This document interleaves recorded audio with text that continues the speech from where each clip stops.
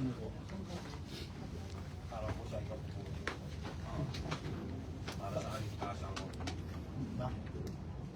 Hindi naman po sana ako susuko. Hindi naman po sa pinagkakasiwala ako. Dahil sa mga ibang pulis na umuli sa akin dati. Kaya kung nila ako ng baril, wala naman ako ginagawa, nakatayo lang ako sa tagumpay. Tinulong nila ako kaya ako lumala.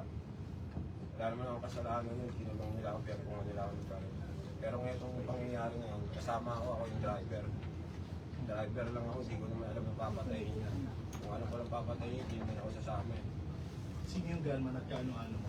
Hindi ko po kaano-ano yun, ito ko lang po nakilala sa court. Kailan? 2018 po. 2018 ba? Opo, nakilala ko po siya sa court. Grupo kayo? Hindi po kami grupo. Pero kilala ko po yung mga lumidiskarte dyan sa Manila. Marami pong lumidiskarte, hindi lang po kami. Kalat-kalat po yan, marami po sila. So since 2018, kasama ka na niya? Hindi po, nakakulong po ako nun. Kalalaya ko lang po ng 2023. Anong kaso? Ano po, robbery din namin din. Ilang beses na po kayo ng hold up po kasama itong gunman na to? Isa pa lang po, dito po, sa Manila. Pero nung mga nakaraan, sino kasama mo? Wala po akong kasama, hindi po ako kasama dahil hindi lang po kami gumagawa ng kalokohan.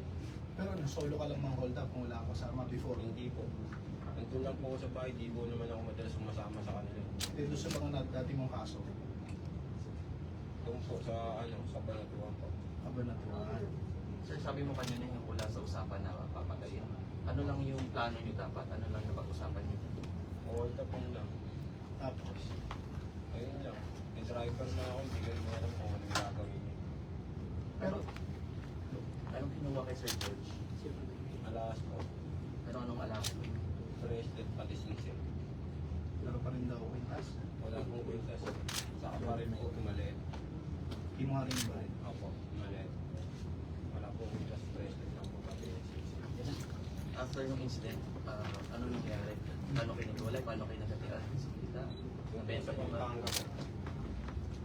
Pag gano'n po pagbenta, binigay niya po ako ng 100. Binigay ko sa kanya po ako ng sa Ano yun? 300? 300K. Ang binigay sa'yo. Pero isang daan lang po yung napunta sa akin. Nais sa kanya yung 200. Pero magkano lahat yung nakuha ni Bibi? Hindi ko po alam. Hindi naman po ako nagbenta. So pinakabaka sa'yo is 100k. 200k yun sa kanya. Binenta na yung lakas. Opo, binenta na po. Saan binenta? Hindi ko lang po alam kung saan yung binenta. Nakita sa CCTV na sinundan nyo. Ibig sabihin ng gabing yun, minaman-manan nyo na talaga yung biktima. Hindi po. Hindi po minaman na. O ano nangyari? Nakita lang po may bracelet, pinasundo niya sa akin. Sinundang ko. Sabi niya, kating yung pinat ko po. Hindi ko pa po kinakat. Tumalo na po siya. Saan yung sinimulang bantayan? Sir lang po, sa may barangay, pagligo niya lang po, papasok po namin yung iskinita po. Doon lang, nakasalog po namin siya. Nakatambay na kayo doon. Hindi po, nakamotor. Hindi ibig sabihin naghihintay kayo doon na mabibiktima. Hindi po, nag-iikot lang po. Saan kayo nakapag-ikot na? Bago pa dun sa lugar Hindi na yun. kami galing sa may tulay.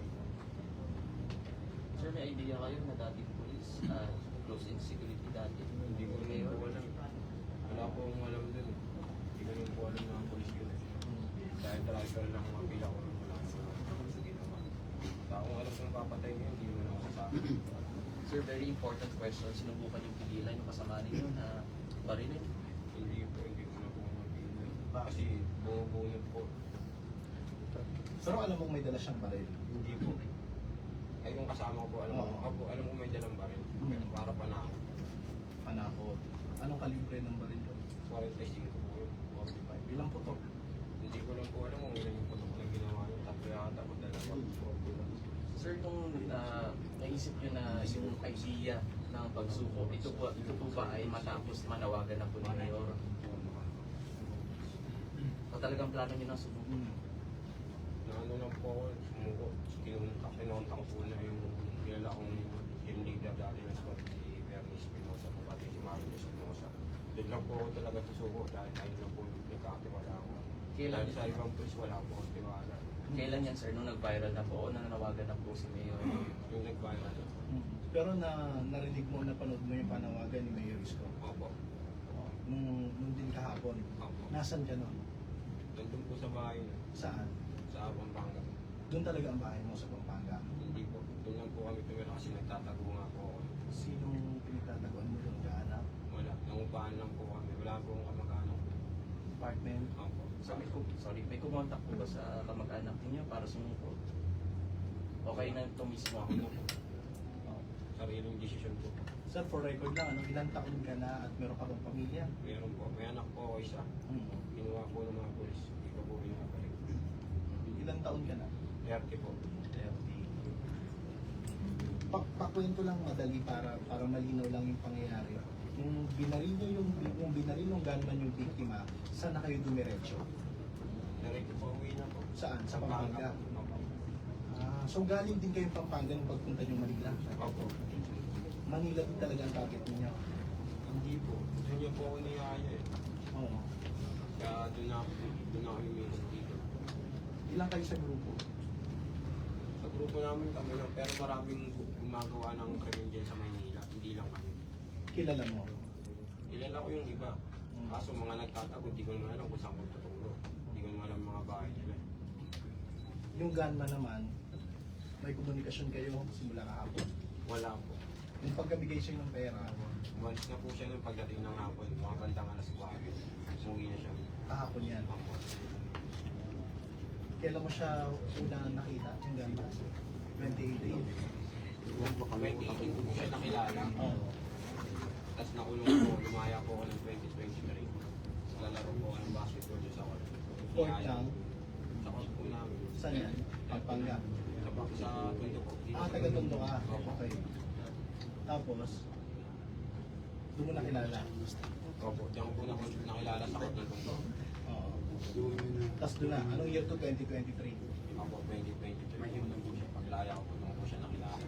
O doon na kayo nagkaroon ng pag-uusap Opo. na Pero yung paggawa namin ng krimen, bago lang ako sumama sa kanya. Hindi ko naman siya talaga kasama. ilang beses ka nakabong na involved? Sabi mo may sinabi kang 7 beses. 7 beses Balik ko yung kaso ko ngayon na inaano. Pero nakatatlong beses nasama lang ako sa kanila. Abanatuan tapos sa bago pagdating sa Manila. So hindi lang Metro Manila ang target ninyo. 3 beses ko ako sumama sa kanila. Pero yung kaso ko ito, Doon sa mga sinamahan mo, driver ka ba o gunman? driver lang po. At may mga napatay din yung una. Wala po kami pinatay. Ito lang po. May mensahe ka sa pamilya? Meron po. Hingi po ako ng pasensya po sa pamilya ng namatay po. Kasi hindi ko naman po alam na papatay ng kasama ko. Sana mapatawad niyo po ako. Tao lang rin po ako nagkakamali. Hindi ko naman po tanggap yung nangyari sa pamilya niyo. Sana mapatawad niyo po ako. Sana sumuko po ako na maayos. Sana po ano po ako na maayos. Sana hindi po ako masaktan. Police station din. Sumuko naman po ako na maayos eh. Yung gunman, anong message ko sa kanya? Sa gunman po sana sumuko ka na lang para matapos na itong problema na ito. Dahil di sa mga police Quezon City, pinalalahan niyo ako. Pinatungan niyo ako ng baril, wala naman kayo nakuha ang baril. Nakatayo ko lang ako sa tabing fight, pinatungan nila ako ng baril. Kaya lumala ako ng ganito. Thank you.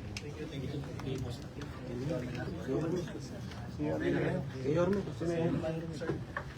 Sure. Okay. Kunin mo yung ano, lapel. Lapel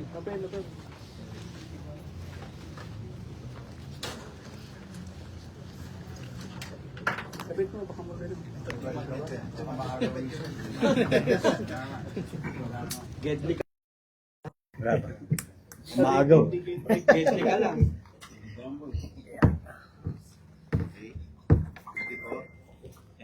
Okay, Mayor, for record lang po, anong oras po dito sumuko at paanong paraan po? We have an information about 1 o'clock in the afternoon. Sketchy information. Ako naman, we're taking it lightly because my timeline is 48 hours. Until about 2:30 from different sources of Manila Police District. Pare-pareho na yung tema na gusto ngang sumuko. Napanood nila yung panawagan kahapon. Then, yung isang chairman namin sa Tondo, si Chairman Espinosa, texted me. And I asked Chief Cesar Chavez to coordinate how far is the truth. Kasi kami, willing kami maghintay ng 48 hours. It's really up to them. But we have to do what is necessary to implement the laws. Pwede mangyari ba yung mga alas 3 pasado, kumpirmado, na nasa arayat ito? Kasi ano na pasukol na eh. In fact, nasa arayat na yung mga pulis natin. Hindi pa niya alam. Hindi pa niya alam na pati isang gago, yung nakalaya ngayon. Konti na lang yun. It's up to him. Ito, nakatawag do sa dati naming pulis. Yung dati naming pulis, Antigo to, taga-Tondo rin to. Sa lugar na kung saan ako lumaki. Doon ako lumaki sa Tagumpay, kung saan to rin na pinagmalasakit siya. Kaya nakarating dito ng maayos yan. Good for him, I'm happy. Kasi more than anything else, whether kung sino ang biktima o hindi, we are obliged to give and deliver justice to the victim. Kaya lamang talaga itong nadali niya, champion ng Mr. Congeniality na pulis. Ang daming kaibigan nito na pulis. Kasi nga dito na yan tumanda na pagka-pulis. Alam mo naman yun, pare, di ba? Sa Maynila. Iba-iba lang istasyon, iba-iba.